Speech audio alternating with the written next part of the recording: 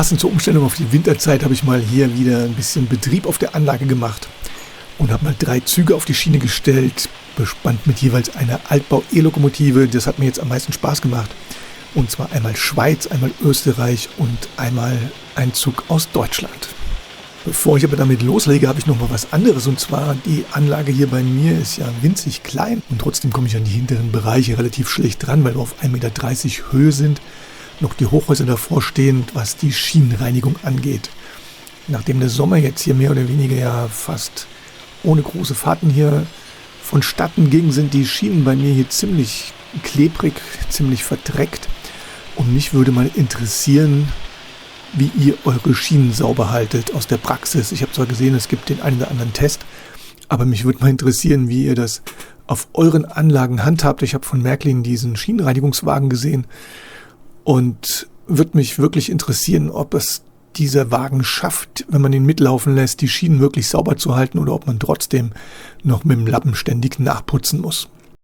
Denn gerade im hinteren Bereich komme ich hier ganz schlecht dran, muss dann immer auf so einen kleinen Doppeltritt mich hier stellen, aufpassen, dass ich im vorderen Bereich keine Lampen umreiße mit meinem Bauch, um an die hinteren Schienen ranzukommen, mich mit einer Hand auf der Platte sozusagen abstützen und versuche dann hinten die Schienen zu reinigen, und das ist alles mehr als extrem umständlich und risikoreich, was hier die Infrastruktur auf der Eisenbahn angeht. Deswegen würde mich interessieren, ob ihr eine Möglichkeit habt, auf euren Anlagen mit so einem Schienenreinigungswagen die Schienen wirklich sauber zu halten oder ob das Ding mehr oder weniger nur so eine Alibi-Funktion hat. Wäre klasse, wenn ihr das in die Kommentare schreiben könntet, denn ich bin überlegen, ob ich mir hier in der Richtung irgend sowas zulege, aber natürlich nur dann, wenn das auch wirklich Sinn macht. Ich bin hingegangen und habe nach langer Zeit mal wieder mein Schweizer Krokodil auf die Schiene gestellt. Der eine oder andere wird sich daran erinnern, ich hatte ein Video drüber gemacht. Mit einem leichten Transportschaden ist die Lok hier angekommen, waren ein paar Teile abgebrochen. Das ist mittlerweile wieder alles repariert. Und das zweite Problem an der Lokomotive war, dass im vorderen Drehgestell, was ohne Antrieb ist, die Räder mehr oder weniger blockiert haben. Das Ganze wurde dann gereinigt und das habe ich jetzt auch einigermaßen im Griff. Nach längerer Zeit in der Packung, das waren jetzt ca. 3 Monate, hing das am Anfang auch wieder ein bisschen, aber ich habe dann auch hier wieder ein bisschen Reinigungsmittel drauf. Und es hat sich gelöst und die Lokomotive fährt heute wieder ganz normal. Es handelt sich hier um die Märklin 3356. Die dritte Variante, diese wurde gebaut von 86 bis 1988. Hinten angehängt habe ich dann den Speisewagen von Märklin, die 4068 und die normalen Personenwagen, die 4066. Und hier war dann ganz interessant, das ist mir persönlich auch noch nicht aufgefallen, dass ich hier 2 Varianten der Wagen habe. Und zwar habe ich hier Wagen mit unterschiedlichen Drehgestellen.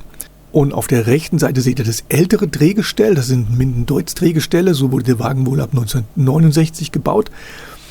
Und auf der linken Seite, das sind dann die Schweizer Drehgestelle, und so wurden die Wagen ab 1977 ausgeliefert. Mir persönlich bis jetzt noch nicht aufgefallen. Das heißt, ich habe jetzt im Grunde genommen den Speisewagen 3068 mit diesen Schweizer Drehgestellen und einen der 3066er auch mit den Schweizer Drehgestellen, und es unterscheidet sich hier bei den 3066 auch ein bisschen die Farbe. Auf der linken Seite die neuere Variante ist eher so ein bisschen ins Grünliche gegangen und auf der rechten Seite die ältere eher ein bisschen ins Gelbliche. Auch die normalen Personenwagen haben von mir eine nachträglich eingebaute Inneneinrichtung bekommen. Kam alles aus dem 3D-Drucker, hatte auch schon mal ein Video drüber gemacht, sodass den Wagen jetzt eigentlich nur noch die Innenbeleuchtung fehlt. Dann habe ich als zweiten Zug Österreich hier auf die Schiene gestellt von Märklin, die 3159, hier die Lokomotive ganz in Orange, die Baureihe 1020, und von Märklin wurde das Modell gebaut von 1981 bis 1984.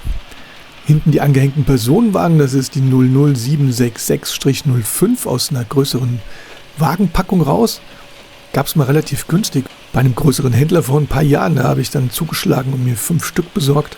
Das sind alles Erste-Klasse-Wagen und die Wagen sind auch alle schon mit einer Inneneinrichtung versehen. Die Lokomotive ist dann sozusagen das österreichische Gegenstück zur deutschen Baureihe 194. Leider habe ich die allerdings in der grünen 194er Ausführung von Märklin noch nicht. Und deswegen habe ich hier die österreichische Variante auf die Schienen gesetzt. Und der dritte Zug, den ich auf die Schiene gestellt habe, ist dann hier gezogen mit der Baureihe 191 in der Ausführung der Deutschen Bundesbahn. Diese dreigeteilte Lokomotive mit dem Stangenantrieb ist für mich eine der interessantesten Altbaulokomotiven, die es bei der Deutschen Bahn gab.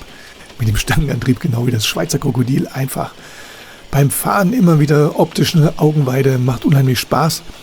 Von Märklin ist das die 3629. Leider ist die Lokomotive damals mit einem Motorola-Decoder ausgestattet worden, der nicht ganz so toll seine Arbeit verrichtet. Gefällt mir nicht besonders gut, die Fahreigenschaften. War auch schon am Überlegen, ob ich ihn mal austausche. Dazu ist es bis jetzt aber noch nicht gekommen. Hinten angehängt habe ich dann die Multenkippwagen, die 4635 von Märklin. Diese wurden gebaut von 88 bis 92. Und um den Zug zu ergänzen, noch die Schotterwagen Talbot 4610 von Märklin.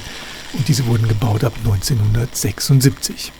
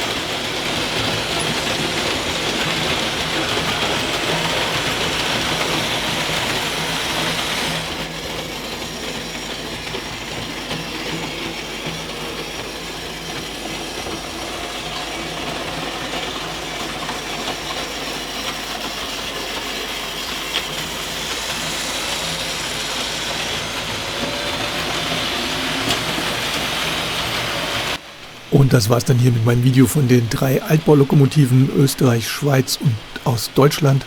Es wäre schön, wenn ihr mir was dazu sagen könntet, wie effektiv so ein Schienenreinigungswagen ist. Das würde mich sehr freuen, dass ich da mir nicht was kaufe, was nachher dann doch nicht wirklich funktioniert. Ich danke fürs Zuschauen. Demnächst gibt es dann wieder mehr. Und bis gleich.